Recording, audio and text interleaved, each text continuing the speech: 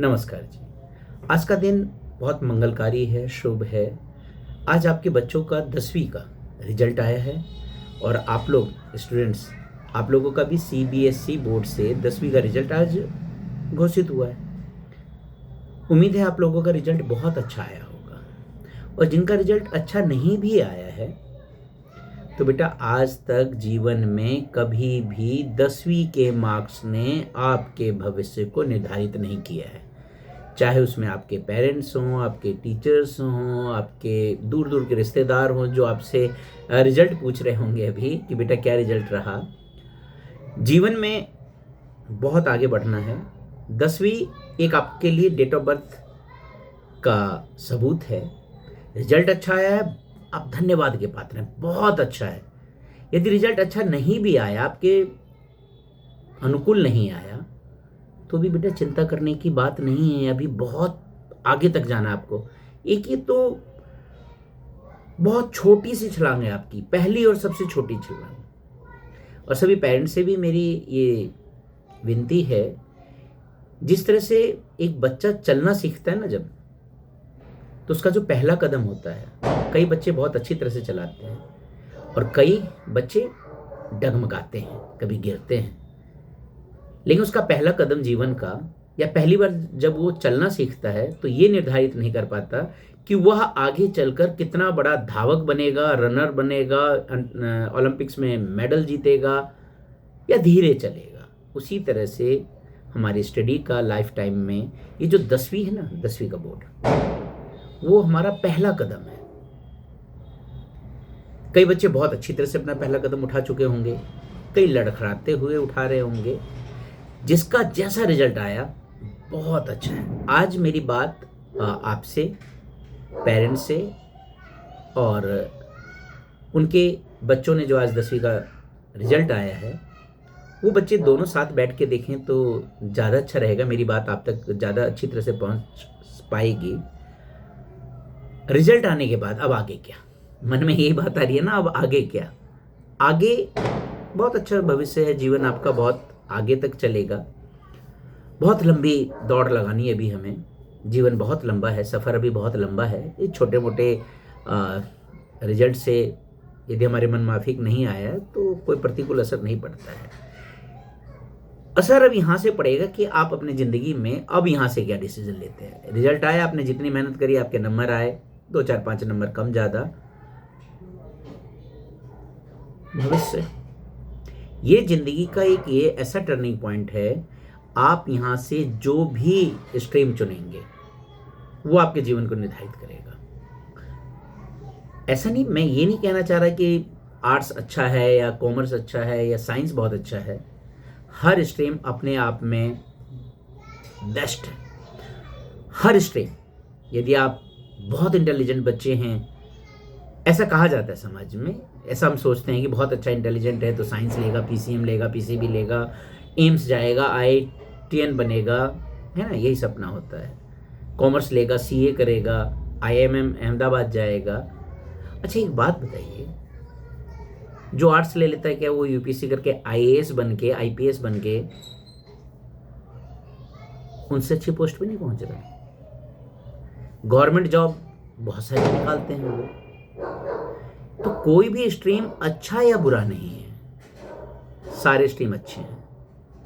अब यहां से स्ट्रीम हम लें कौन सा? क्या सिर्फ समाज में ये दिखाने के लिए कि मेरा बेटा साइंस पढ़ रहा है या मेरा बेटा कॉमर्स पढ़ रहा है या मेरा बेटा आर्ट्स पढ़ रहा है, क्या सिर्फ इस दिखावे की वजह से क्या हम साइंस चूज कर लें? क्या हम आर्ट्स चूज कर लें? क्या कॉमर्स चूज कर लें? नहीं। फिर बात आती है कि 10वीं के बाद हमें कोई ना कोई तो स्ट्रीम लेनी है ना, तो कौन सी स्ट्रीम लें? इसके लिए आज का रिजल्ट आया है, आज आप खूब एंजॉय कीजिए और इस वीडियो को देखिए। सबसे पहले मैं पेरेंट्स से बात करना चाहूँगा कि इसको ना नाक का सवाल मत बनाइएगा कि मेरा बेटा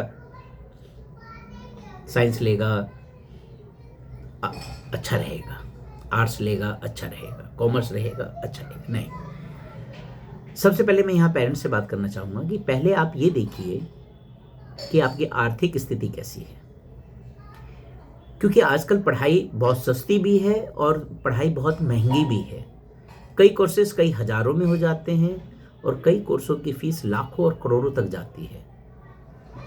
सिर्फ़ ये 2 साल की पढ़ाई नहीं है 11वीं और 12वीं। दूसरी चीज़, आप उस बच्चे का एप्टीट्यूड देखिए। आप ये देखिए उस बच्चे का इंटरेस्ट कहाँ है? उस बच्चे से परिश्रम की आपको कितनी उम्मीद है? ये सब डिसाइड करने से पहले आप इन स्थितियों पे यदि चर्चा कर लेंगे, सोच लेंगे, अभी आपके पास समय है, रिजल्ट आया है, 1-2 दिन एंजॉय कीजिए, बच्चों को कपड़े दिलाइए, मूवी दिखाइए, उसको जो भी अच्छा लगता है उसको वो कहिए करेगा, जो भी अच्छा लगता है। 2 दिन, 4 दिन, 5 दिन आप एंजॉय कीजिए इस रिजल्ट को। उसके बाद ये जो मैंने मुख्य बिंदु बताई हैं, उन पे आप विचार कीजिए, फिर डिसाइड कीजिएगा उसको क्या सब्जेक्ट दिलाना है। अब मेरी बात बच्चों से है। आप कोई भी स्ट्रीम चूज़ करने से पहले शांति से 10 मिनट 15 मिनट मेडिटेशन करके, लंबी सांस एक अभ्यास करके ना, उसके बाद आप सोचिए क्या ये जो स्ट्रीम मैं ले रहा हूं, क्या मैं उसको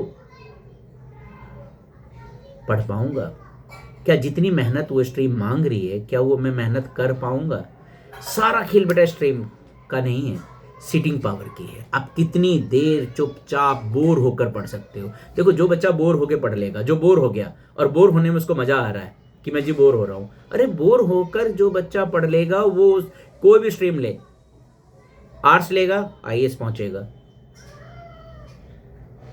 पीसीबी लेगा फिजिक्स केमिस्ट्री बायो के साथ साइंस करेगा, डॉक्टर नहीं एम्स पहुंचेगा, या GMC medical government medical college में उसका एडमिशन हो जाए, जो चंद हजारों में आपका एमबीबीएस हो जाता है। और यदि वो इंजीनियरिंग लाइन में पीसीएम लेता है तो वो आईआईटी पहुंचेगा, या आईआईटी एम्स या आईआईएम। यदि आप कॉमर्स ले लेते हैं तो आईआईएम, खैर उसमें बहुत सारे, अब तो आगे चल के बहुत सारे स्ट्रीम में आप जा सकते हैं। देखिए आप अपने हायर पे पहुंच सकते हैं, लेकिन कोई भी स्ट्रीम, चाहे आप यूपीएससी क्लियर करना चाहें, क्लैट करना चाहें, लॉ, चाहे आप जेईई करना चाहें, नीट करना चाहें, आईएमएम जाना चाहें, आईपी मेट 12th के बाद एक एंट्रेंस होता है आईपी मेट, जो बहुत सारे आईएम रोहतक और इंदौर वगैरह करवाते हैं। उसके मैं कभी लिस्ट बनाऊंगा आईपी मेट के बारे में। जैसे भी मैंने टीचर्स का बनाया हुआ है, बीएससी नर्सिंग का बनाया हुआ है। आईपी मेट के बारे में लोगों को कम जानकारी है। खैर मेहनत तो सारी चीज़ें, एसएससी है, सीजीएल है, बहुत सारे लेवल पे आपको पढ़ना पड़ेगा। सेंट्रल गवर्नमेंट की जॉब है, स्टेट गवर्नमेंट की जॉब है, पुलिस है, आर्मी है, एनडीए है, सीडीएस है, इतने सारे जॉब अपॉर्चुनिटी है ना बेटा। आप कहाँ कहाँ पास हो गए? एक को पकड़िए, लक्ष्य निर्धारित कीजिए और देख उड़ान भरिए, आप बहुत दूर तक पहुँचेंगे, बहुत दूर तक पहुँचेंगे आप। अब स्ट्रीम लेने से पहले आपको सोचना क्या है? आपको ये सोचना है कि जो स्ट्रीम आप लेने जा रहे हैं, बात सिर्फ 11वीं और 12वीं की नहीं है, बात है कि आगे कहाँ तक। क्या आप इस उम्मीद में एमबीबीएस करने की सोच रहे हैं, पीसीबी लेने की, साइंस लेने की सोच रहे हैं कि यदि हमारा एडमिशन हो गया तो ठीक, और नहीं हुआ तो पापा से 1-1.5 करोड़ रुपए लेके हम प्राइवेट मेडिकल कॉलेज से एमबीबीएस कर सकते हैं? तो पहले ये देखिएगा कि आपके पापा इतनी मोटी फीस भर सकते हैं, आपके पेरेंट्स उतनी मोटी फीस भर सकते हैं। हाँ, फिर बात यहीं आती है सिटिंग पावर की। यदि आप 12 घंटे 13 घंटे 10 घंटे लगातार कंटिन्यूसली, ये मैराथन है बेटा, 2 साल 3 साल लगातार मेहनत चलेगी। हो सकता है एक आध बार ड्रॉप भी लेना पड़े आपको, घबराने की कोई बात नहीं। उसमें कोई रिटायरमेंट थोड़ी है डॉक्टर्स की, 60 साल में आपको रिटायर कर दिया जाएगा, आप घर बैठिए। उसमें तो आप जितने एक्सपीरियंस आपके पास होगा, जितना एक्सपीरियंस होगा, आप उतने आगे तक बढ़ेंगे। लेकिन फिर वही बात यहीं आती है कि क्या आप में सिटिंग पावर है? यदि सिटिंग पावर नहीं है, आप कम पढ़ना चाह रहे हैं, तब भी एमबीबीएस करना चाह रहे हैं, तो लाखों करोड़ रुपए की फीस है, वो आपके पेरेंट्स भर सकते हैं, तो गो ऑन। और आपको ये लगता है नहीं कि आप मेहनत कर सकते हैं, परिश्रम कर सकते हैं, तो हजारों रुपए की फीस है, हजारों रुपए में आपका एमबीबीएस हो जाता है। आप क्लैट करना चाहते हैं, लॉ, आप डॉक्टर बनना चाह रहे हैं, आप सीए बनना चाह रहे हैं, इन सब चीज़ों में आपने देखा वो कई बार किसी परिवार में यदि एडवोकेट हैं, उन्होंने लॉ कर रखी है, तो सभी उनके परिवार में सोचते हैं कि हमारे एलएलबी करें।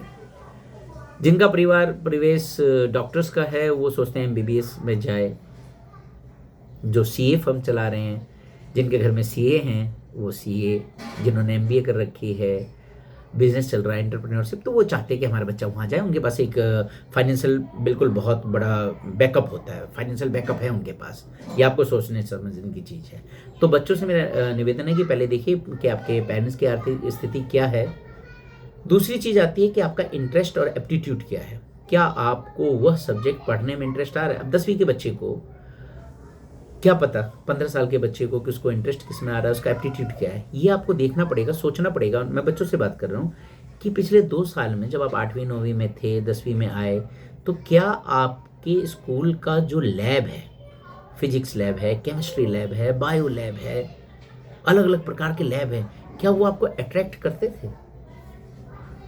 क्या केमिस्ट्री के इक्वेशन को सॉल्व करने में आपको मजा आता था? क्या आपको बायो की रिसर्च पढ़ने में, या जो उसके टॉपिक्स हैं रिसर्च, या कोई भी टॉपिक बायो का, वो आपको अट्रैक्ट कर रहा था?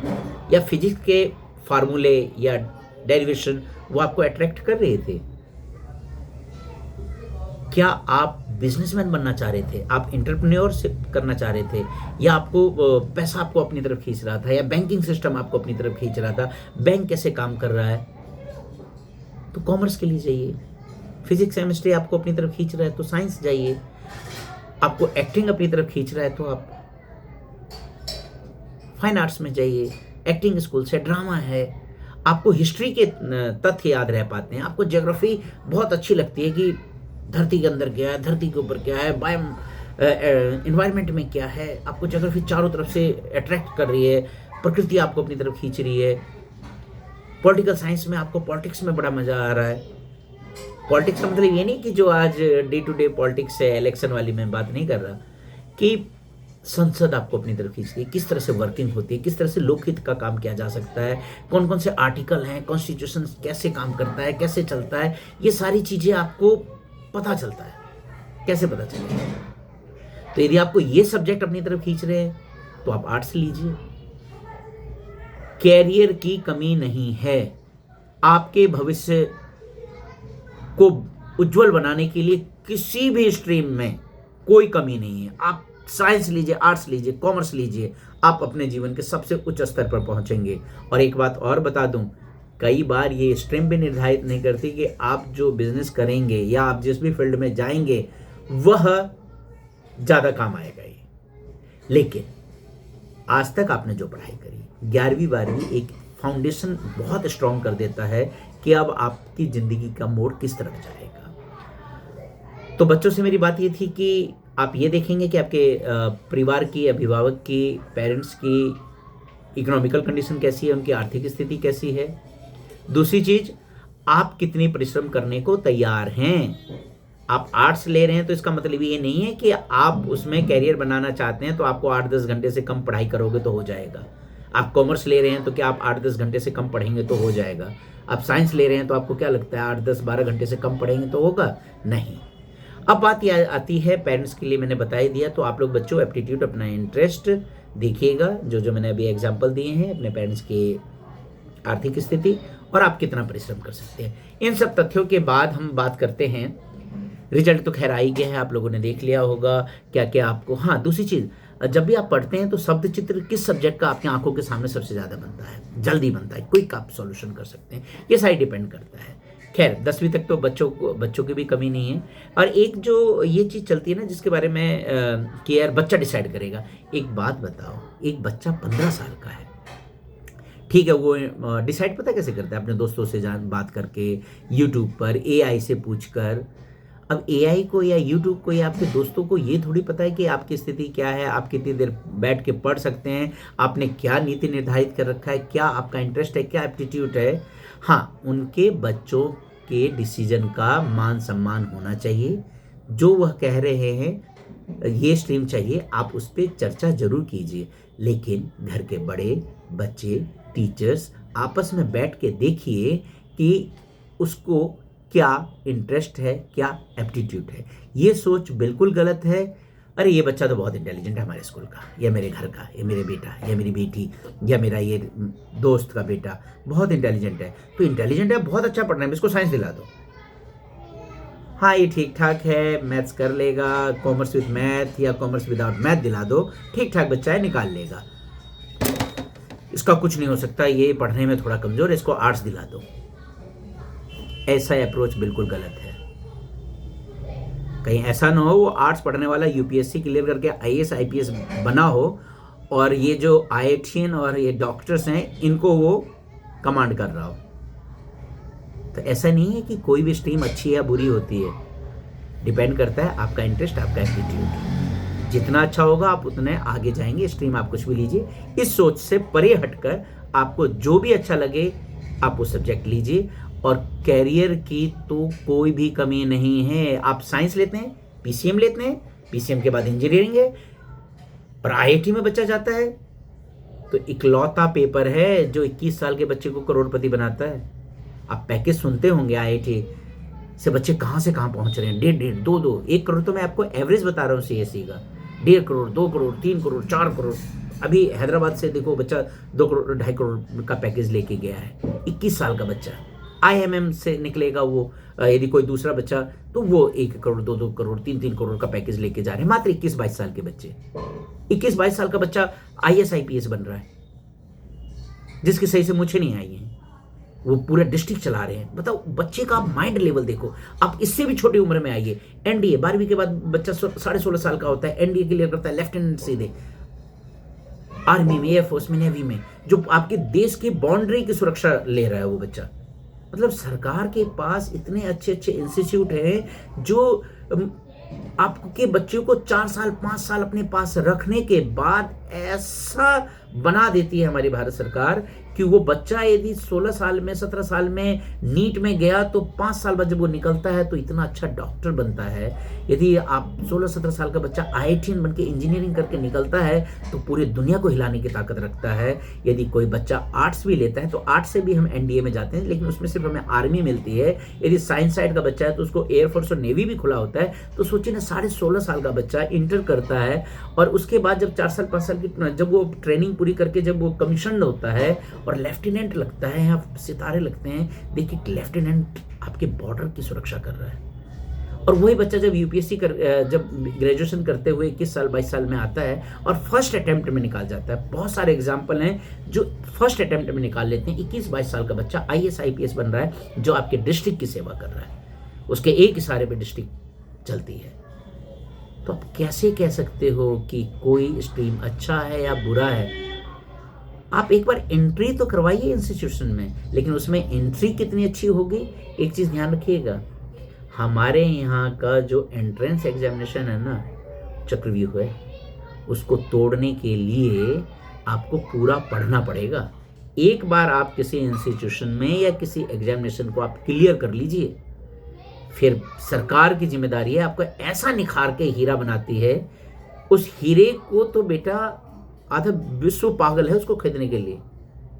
आप आईआईटी को देखिए, एम्स से निकले हुए डॉक्टर्स को देखिए, हमारे आईएएस आईपीएस को देखिए, ऐसा सिस्टम है हमारा। और उस सिस्टम में आप सोचते हैं कि बिना मेहनत करके आप चले जाएंगे, नहीं।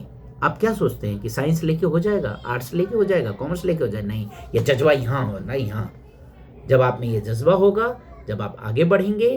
कहते हैं ना, चाहे देखिए आप क्लैट लें, लॉ लें, कहते हैं ना जेई करें, नीट करें, सीजीएल करें, सेंट्रल गवर्नमेंट करें, स्टेट गवर्नमेंट करें, एनडीए करें, सीडीएस करें, आपको जो करना है आप कीजिए, लेकिन सिटिंग पावर नहीं है तो आप नहीं कर पाएंगे। आपकी सिटिंग पावर होनी जरूरी है। अब बच्चा कहता है कि मुझे समझ में नहीं आ रहा जी, अभी तक आपने जो भी पढ़ा ना बेटा, वास्तव में बताऊं 11वीं के बाद सारा चेंज है। आपको टॉपिक देखने में तो लगेगा हाँ यही नाम है, लेकिन जब आप पढ़ेंगे ना तो डीपली पढ़ाई होती है। जो आपने 10वीं तक अभी जो पढ़ा है वो ऊपर ऊपर पढ़ा है, एक सतही तौर पे पढ़ा है। अब बात ज्ञान की चलती है। यदि आप थोड़े से कमजोर भी हैं ना, तो आपकी सिटिंग पावर अच्छी है, आपका एप्टीट्यूड ठीक है, आपका उस सब्जेक्ट के प्रति इंटरेस्ट है, तो फिर एक है ना कहावत, दोहा जो कहते हैं, करत करत अभ्यास ते जड़मत होत सुजान, रसरी आवत जात के सिल पर पड़त निशान। यदि आपने अभ्यास करना नहीं छोड़ा, आप अभ्यास करते रहे, तो अभ्यास करते करते तो आप पता नहीं क्या बन जाओगे बेटा। खैर, ये सब चलता है। ये वीडियो बनाने का मेरा एक उद्देश्य था कि कई दोस्तों के बेटे ने 10वीं दी है, उसका रिजल्ट आया है। आस पड़ोस वाले रिश्तेदार बहुत सारे लोग पूछ रहे थे कि सर अब क्या करें, भैया 10वीं के बाद क्या करें, दोस्त अब क्या कराएं भाई तेरे भतीजे को, है ना। बहुत सारी चीज़ें इस तरह से क्वेश्चन आए। तो मैंने ये कहा, अरे 15 साल के बच्चों को क्या पता। लेकिन 15 साल का बच्चा तो उतना छोटा भी नहीं है जिसकी बात हम नज़रअंदाज कर दें, और इतना बड़ा भी नहीं है कि हम उसकी सारी बात मान लें। डिस्कस कीजिए, बैठिए, टीचर से, काउंसलर से, अपने आप से, बच्चे के इंटरेस्ट से, एप्टीट्यूड से, वो डिसाइड करिएगा जो उसके भविष्य को निर्धारित करेगा। तो बेशक आप अभी 2 दिन, 4 दिन, 5 दिन ले लीजिए। अभी ऐसा नहीं है कि आपको कल ही ये डिसाइड करना है कि साइंस, आर्ट्स या कॉमर्स लेना है। टेक योर टाइम, 15 दिन, महीना अभी है टाइम एडमिशन में। रिजल्ट आया है अभी, 15 दिन 20 दिन बाद एडमिशन स्टार्ट होंगे, तो आपके पास 10-15 दिन 20 दिन हैं डिसाइड करने का। कहीं ऐसा ना हो, मैंने अपने जीवन में ऐसे भी देखे हैं जिन्होंने जोश जोश में, मेरे भाई ने, मेरे दोस्त ने साइंस ली, वो साइंस ले गया, फेल हो गया, फिर दोबारा 11th उसने कॉमर्स से करी, या किसी ने कॉमर्स ली विदाउट मैथ ले ली, विथ मैथ ले ली, बहुत सारी चीज़ें। आर्ट्स में विथ इकोनॉमिक्स ले लिया, विदाउट इकोनॉमिक्स ले लिया। हर सब्जेक्ट अपनी जगह ऑन द टॉप आपको लेके जाएगी। उस सब्जेक्ट के आप ज्ञाता होने चाहिए, इवन इफ कोई भी सब्जेक्ट। और हिंदी यदि आपकी अच्छी है तो फिर तो आप शहंशाह हैं।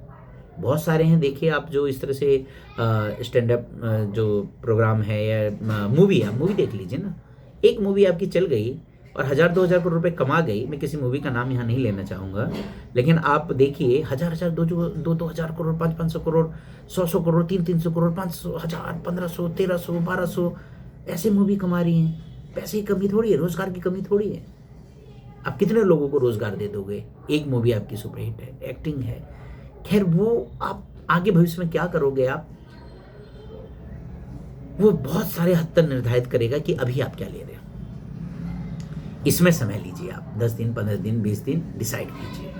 खैर बहुत से लोग बोलेंगे, ऐसा भी है कि बहुत सारे लोग बोलेंगे भाई अपना पैशन ढूंढो।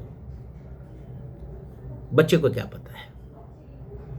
एक बात बताओ, कोई दूसरा व्यक्ति आपको सलाह देगा कि आप साइंस ले लो, साइंस बहुत अच्छी चीज है जी, इससे ये कैरियर है, ये कैरियर है। आप किसी और के पास जाओ, बोलेगा आर्ट्स बहुत अच्छी है। आप कॉमर्स वाले के पास जाओगे, बहुत अच्छा है, सीए बहुत अच्छा है। भाई कोई जॉब की कमी थोड़ी है। कमी तो उस बच्चे के पढ़ने में है कि वो कितने सिटिंग आवर दे सकता है, और वो कौन सी बात उसकी खोपड़िया में घुस रही है। जो टीचर पढ़ा रहे हैं उसकी खोपड़िया में आएगा भी आगे या नहीं आएगा, उसका इंटरेस्ट है भी या नहीं है, उसके फादर उस फीस को भर भी पाएंगे नहीं भर पाएंगे। लेकिन एक चीज़ मैं आपको बता दूं, भारत में पढ़ाई बहुत सस्ती भी है और बहुत महंगी भी है, और बहुत महंगी होते हुए भी सस्ती है। आप कोई भी कोचिंग में चले जाइएगा, आप देखेंगे, या इवन हमारी सरकार भी फ्री ऑफ कॉस्ट बहुत सारे टेस्ट लेती है जिसमें आपको फ्री में वो कोचिंग करवाती है। फीस लोन हमारे यहाँ पे भारत सरकार की तरफ से, दिल्ली सरकार की तरफ से, भारत सरकार की तरफ से, आपके बिहार सरकार, स्टेट की कितनी गवर्नमेंट है जो इस तरह का लोन सुविधा अपने बच्चों के लिए चलाती है जो बहुत ही कम इंटरेस्ट रेट पे या ना के बराबर। वो आप जब उन बैंकों में जाएंगे या सरकार से बात करेंगे तो वो आपको बहुत सस्ते दर पर मिल जाता है। खैर बात आती है कि आप कितनी मेहनत कर पाओगे। जोश में होश नहीं कौन है आप लोगों को। चाहे वो अपने पेरेंट्स से भी मेरी विनती है, कई बार जोश में या दबाव में हम अपने बच्चों को ऐसा कोर्स दिला देते हैं जिसके आगे चल के हमें बहुत मोटी फीस भरनी है, और बाद में फिर हम अपने आप को पीछे हटा लेते हैं कि नहीं ये नहीं हो सकता। तो प्लीज़ अपने बच्चे का भविष्य भी देखिए। जो भी डिसीजन लेंगे बनने के लिए, रोज़गार के लिए या एंटरप्रेन्योरशिप करने के लिए, बहुत सारे लोग आईआईटी करने के बाद अपना स्टार्टअप चलाते हैं। कोई आज सक्सेस हो रहा है, कोई कल सक्सेस हो रहा है। तो खैर ये सब चीज़ें चलती रहेंगी। घर का माहौल, पढ़ाई पर खर्चा, ये सब तो मायने रखता है। पढ़ाई फ्री में भी होती है। बहुत सारे ऐसे कोर्सेज हैं जिसकी फ़ीस हज़ारों में, कईयों की फ़ीस ऐसी है जो करोड़ों में है। वो आप सारी स्थिति पे ध्यान करके देखिएगा। दूसरी चीज़ है मैथ्स है, बायो है, बहुत सारी जॉब्स हैं। आईआईटीज़ में जाना है, एम्स में, आईआईएम में, तो बेटा टीचर्स बनना है, कंपाउंडर बनना है, आईआईटीएन बनना है। जो भी आपको बनना है, मेहनत तो लगेगी। आपको क्या लगता है कि आप किसी भी गवर्नमेंट जॉब की जो तैयारी कर रहे हैं, स्टेट की या सेंट्रल गवर्नमेंट की, आप ये देख रहे हैं कि रेलवे में भी फोर्थ क्लास डी क्लास की जो जॉब निकलती है, फोर्थ ग्रेड की, लाखों बच्चे फॉर्म भरते हैं। और जब कंपटीशन होता है ना, तो एक से बढ़कर एक बच्चे होते हैं। आप किसी भी फील्ड का पेपर देने चले जाइए, चाहे वो चपरासी का हो, टीचर का हो, डॉक्टर्स का हो, इंजीनियर्स का हो, यूपीएससी का हो, भर भर के बच्चे हैं। जेई का है, लाखों बच्चे दे रहे हैं पेपर, और सभी अपने बंद कमरे में मेहनत कर रहे हैं। आपको यदि आगे बढ़ना है, मेहनत करना है, तो इस तरह से आपके पास किताबों का एक जखीरा होना चाहिए, और उस पर आप 10-12 घंटे डेली पढ़ेंगे तो यकीन मानिए बहुत क्या, ये वास्तव में ये जो किताबें आप देख रहे हैं ना, ये आपकी दोस्त है। किस हालात में है ये नहीं है, लेकिन इस किताबों में इतनी ताकत है कि आपके सारे हालातों को बदल देगा। ये किताबों से दोस्ती कीजिए और अपने पे विश्वास रखिए, हार नहीं मानना। अरे भारतीय हो तुम, हार मान लोगे? पॉसिबल ही नहीं है। जिस दिन तुम्हारे मन में ये बात आया ना, जब तक तोड़ेंगे नहीं तब तक छोड़ेंगे नहीं। कौन सा ऐसा पेपर है जो तुम कर नहीं सकते? बस तुम अपने मन को नहीं मना पाते कि यार इसमें 8-10 घंटे डेली देना है। तो 8-10 घंटे तुम कैसे निकालते हो पता है बच्चों? 6 घंटे स्कूल, 2 घंटे ट्यूशन, 3 घंटे ट्यूशन, हो गया 9-10 घंटे की पढ़ाई होगी ना। मैं यहाँ बात कर रहा हूँ आपके सेल्फ स्टडी की। आप 4 घंटे निकालिए, 5 घंटे, 6 घंटे, जितना भी आपका स्कूल के बाद समय बचता है, जो भी आपके घर का माहौल है, लेकिन निरंतर यदि आप काम करेंगे, निरंतर, तो सफलता मिलेगी जरूर, बेशक थोड़ी देर से मिलेगी। प्लीज एंजॉय कीजिए। आज आपका रिजल्ट है, और ये मेरी आपको सलाह नहीं है कि आप साइंस लीजिए, आर्ट्स लीजिए, या कॉमर्स लीजिए, या कौन से फील्ड में आप वोकेशनल में जाए। सारा डिपेंड करता है आपके इंटरेस्ट पे, आपके घर के माहौल पे, आपकी मेहनत पे, और ऑप्शन तो बहुत है। आपको बहुत लोग सलाह देने के लिए भी मिलेंगे, लेकिन आप अपनी स्थिति को देखिए। इसमें जिद मत करिएगा कोई। जिद मतलब पेरेंट्स ये कि नहीं मेरी जिद चलेगी, बच्चा बोलेगा नहीं नहीं मैं ये करूँगा। बैठिए, चर्चा कीजिए, 2-4 दिन आपस में बात कीजिए। यदि आप किसी डिसीजन पे नहीं पहुंच पा रहे हैं तो अपने टीचर से बात कीजिए, काउंसलर से बात कीजिए, आपके घर में कोई बड़े बुजुर्ग हैं उनसे बात कीजिए, अपने बड़े भाइयों से बात करो। लेकिन इन सब से जब आप इन सब से बातें करोगे ना, तो आप अपनी स्थिति और मन स्थिति को बिल्कुल खुल के रखिएगा कि जी हम ये स्थिति है, आगे हमें क्या करना है। तो अभी जो आप सलाह ले लेंगे ना 10 दिन, वो आपके पूरे जीवन को डिसाइड करेगा बेटा। जॉब का तो मैंने आपको बता ही दिया। 16.5-17 साल के, हमारे यहाँ का सिस्टम इतना अच्छा है बेटा भारत का, कि 16.5-17 साल के बच्चे को लेते हैं हमारी सरकार, है ना। 16.5-17 साल के बच्चे को लेके 4-5 साल की ट्रेनिंग है मैक्सिमम, हर कोर्स में 4 साल, 5 साल, 5.5 साल। उसके बाद जो बच्चा निकलता है, ऐसा बना के निकालते हैं ना वो, कि दुनिया बेताब है आपकी मेहनत को खरीदने के लिए। जो माँ बाप अभी अपने बच्चों को 1000, 2000, 5000 रुपए का हिसाब मांगते हैं ना, उस 21 साल के बच्चे को करोड़ों का पैकेज देने को तैयार है। हमारी भी सरकार और बाहर वाली भी, मतलब देश की भी कंपनी और विदेश की भी कंपनी।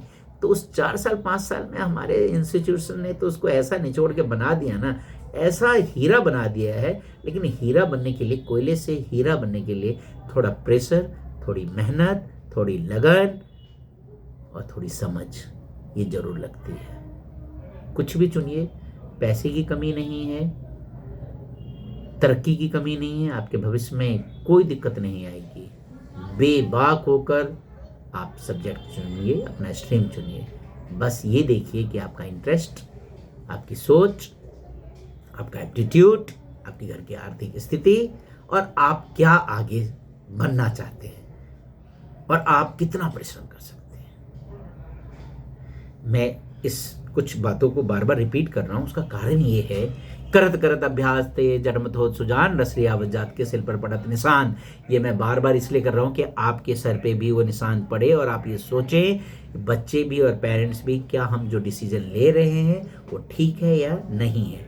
पहला मूल मंत्र, 15 साल का बच्चा है, क्या डिसाइड करेगा नहीं करेगा सब कुछ उस पर नहीं छोड़ना, क्योंकि वो इतना छोटा भी नहीं है, समझ नहीं पाएगा, और इतना बड़ा भी नहीं है कि वो डिसीजन ले पाए। और पेरेंट्स से भी मेरी विनती है कि आप अपना डिसीजन उस पर ना थोपें। आप भी अपनी आर्थिक स्थिति, अपने परिवार की स्थिति, अपने घर का माहौल, पढ़ाई का माहौल, और आप अपने बच्चे को अच्छी तरह से समझ सकते हैं कि वो आगे क्या क्या कर सकता है या उसकी पास्ट में क्या हिस्ट्री रही है। टीचर्स से विनती है कि आप मदद कीजिएगा बच्चों को। सिर्फ इस माइंडसेट से मत जाइएगा कि ये बच्चा बहुत अच्छा है, साइंस लेगा, इसको साइंस लेना चाहिए, ये थोड़ा सो एंड सो है, ठीक ठाक है, इसको विदाउट मैथ या विथ मैथ कॉमर्स दिला दीजिए, अरे जीवन में कुछ नहीं कर सकता, ये क्या ही करेगा, पढ़ने में कमज़ोर है, इसको आर्ट्स दिला दो। नहीं, बाद में पता चला 5-6 साल बाद वही IAS और IPS बन के आपके यहाँ बैठा हुआ है। तो ऐसा नहीं है। हर फील्ड आपको पुकार रही है, हर फील्ड आपको राजा बनाने के लिए तैयार बैठी है, लेकिन राजा बनने के लिए जो तपस्या, त्याग, तप चाहिए वो आप में होना चाहिए, वो जुनून आप में होना चाहिए। इन्हीं सब बातों साथ मैं अब अपनी बात रखना चाहूँगा दोस्तों। आपसे इजाज़त चाहता हूँ। मेरी वीडियो यदि अच्छी लगी हो तो आप इसको शेयर कर दें, मेरे चैनल को सब्सक्राइब कर दें। इस तरह की बातें मैं आपको समय समय पर बताता रहूँगा, विभिन्न विभिन्न प्रकार के कोर्सों के बारे में भी बताता रहूँगा। तो इस चैनल को आप सब्सक्राइब कर लीजिए। और ये एक्चुअली क्या है, समाज सेवा है मेरी। जो भी मुझे समाज से मिला है, जो भी इन्फॉर्मेशन मिली है, आजकल अब बहुत सारी चीज़ें इसलिए हम नहीं कर पाते कि हमारे पास इन्फॉर्मेशन नहीं है। तो ये मैं चाहता हूँ कि यदि मेरे माध्यम से किसी को ये मैसेज मिल जाए, इन्फॉर्मेशन मिल जाए, उसका भविष्य बन जाए, तो मैं सोचूंगा कि उसके भविष्य के इमारत में एक छोटी सी ईंट मेरे विचार के भी थे। ये मेरा प्योर समाज सेवा है, दिल से, मन से, मन कर्म वचन से मेरा समाज सेवा है। क्योंकि आज के बच्चे यदि हमारे अच्छे बनेंगे तो हमारा 20 साल बाद भारत और भी विकसित होगा, विशाल है ना। हमारा भी देश विकसित नहीं है, विकासशील है। जो 2047 का हमारा एम है विकसित भारत का, क्या आपके बगैर हो सकता है? जो बच्चों अभी आप छोटे हो, 47 में देखिए ना, देश आपके कंधों पे होगा, तो कंधा मजबूत होगा तभी तो हम आगे बढ़ेंगे, है ना। विकसित भारत को बनाने के लिए आपका विकसित होना बहुत जरूरी है, आपकी सोच का, आपकी मेहनत का, आपकी पढ़ाई का, आपकी स्ट्रीम का। तो मेरी एक ही विनती है, अपनी सोच को ठीक रखिए, मेहनत कीजिए, अपने पे विश्वास कीजिए, डिसाइड कीजिए, एक दूसरे से सलाह लीजिए, फिर सोचिए क्या ठीक है और अपने जीवन में फिर आगे बढ़िए। मेरी बातें यदि आपको अच्छी लगती हैं तो इस चैनल को सब्सक्राइब कर लीजिएगा, शेयर कर लीजिएगा, लाइक कर लीजिएगा, और अपने दोस्तों को भी भेजिएगा जिनके बच्चे 10वीं में हो या आने वाले हों 10वीं में, या 10वीं 12वीं कर लिए हों, जिनके घर में भी छोटे छोटे बच्चे हैं, पढ़ रहे होंगे। अलग अलग टॉपिक पे मैं वीडियो बनाता हूँ। तो इस समाज सेवा में आप भी ये सेवा कर सकते हैं कि मेरे चैनल को शेयर कर दीजिए, सब्सक्राइब कर दीजिए। धन्यवाद।